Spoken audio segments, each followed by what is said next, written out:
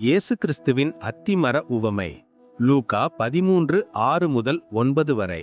உவமை. ஒரு மனிதன் தன் திராட்சை தோட்டத்தில் ஒரு அத்திமரம் நட்டிருந்தான். ஒரு நாள் அவன் அதில் பழம் ஏதும் இருக்கிறதா என பார்க்க வந்தான். ஆனால் ஒன்றும் கிடைக்கவில்லை.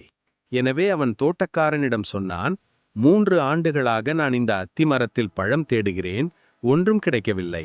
இதை வெட்டிவிடு, இது நிலத்தை வீணடிக்கிறது என்றார். அதற்கு தோட்டக்காரன் பதிலளித்தான், அந்த மரத்தை இன்னும் 1 ஆண்டுக்கு விட்டுவிடுங்கள். நான் அதற்கு பக்கத்தில் தோண்டி உரமிட்டு வளர்க்கிறேன். அடுத்த ஆண்டில் பழம் தந்தால் நன்றாகும், இல்லாவிட்டால் அப்போது வெட்டிவிடலாம். உவமையின் அர்த்தம். அத்திமரம் மனிதனின் வாழ்க்கையை குறிக்கிறது. உரிமையாளர் தேவனை குறிக்கிறார்.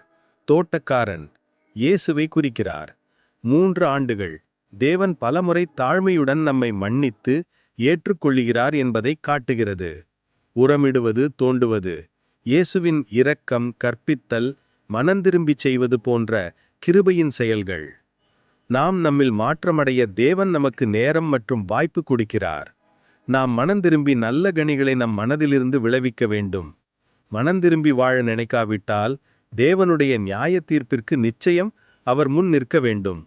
தேவனுடைய பிள்ளைகளாகிய நாம் பாவத்தை விட்டு மனம் திரும்பி பரிசுத்தமாய் வாழ கற்றுக்கொள்வோம். இயேசு ராஜாவின் வருகைக்கு ஆயத்தமாவோம். ஆமேன்.